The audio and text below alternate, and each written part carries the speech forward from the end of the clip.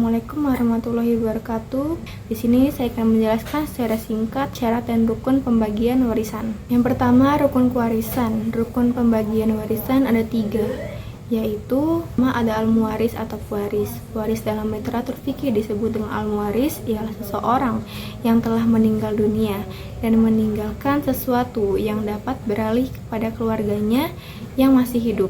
Berdasarkan prinsip bahwa peralihan harta dari pewaris kepada ahli waris berlaku sesudah meninggalnya pewaris, maka kata pewaris itu tepat untuk pengertian seseorang yang telah meninggal. Kedua, ada al-waris atau ahli waris. Ahli waris adalah seseorang yang dinyatakan mempunyai hubungan kekerabatan baik karena hubungan darah, hubungan sebab perkawinan atau akibat memerdekakan hamba sahaya. Syarat ahli waris pada saat meninggalnya pewaris dalam keadaan hidup, serta di antara pewaris dengan ahli waris tidak ada halangan untuk menerima harta warisan. Hidup di sini seperti yang diketahui bersama dapat dilihat dengan mata kepala bahwa ahli waris tersebut memang hidup. Ketiga, ada al-maurus atau al-miras atau harta warisan.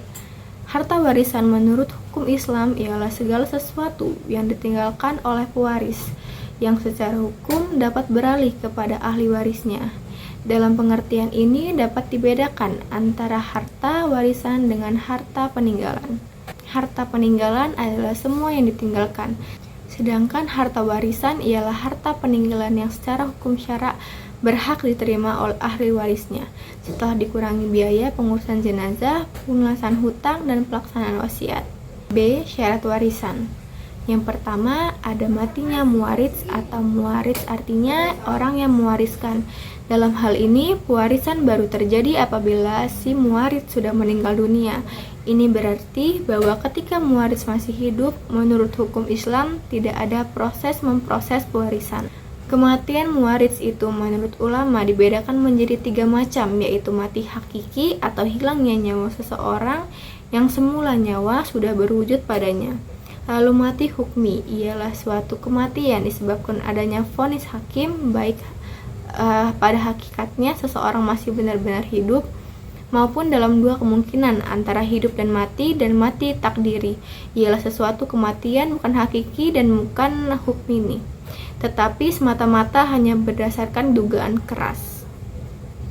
2. Hidupnya waris atau ahli waris. Ahli waris berhak mendapatkan warisan dengan syarat ahli waris tersebut benar-benar hidup ketika muwaris meninggal dunia dan mempunyai hubungan, baik hubungan nasab atau perkawinan dengan pewaris. Karena Allah Subhanahu wa taala menyebutkan dalam ayat waris hak ahli waris dengan menggunakan huruf lam yang menunjukkan hak milik, dan hak milik itu tidak mungkin ada kecuali untuk orang yang masih hidup. 3. Mengetahui sebab menerima harta warisan. Makna mengetahui tentang sebab menerima warisan adalah mengetahui hubungan antara si mayit dan ahli warisnya. Apakah posisinya sebagai suami, anak, ayah, ibu, atau yang lain.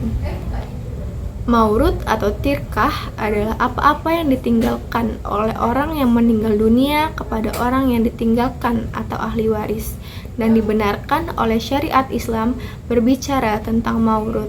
Ada beberapa istilah dalam faraid yang maknanya disamakan dengan maurud, di antaranya mirat, irat, turat, dan tirkah. Mungkin segitu saja yang bisa saya sampaikan. Saya akhiri. Wassalamualaikum warahmatullahi wabarakatuh.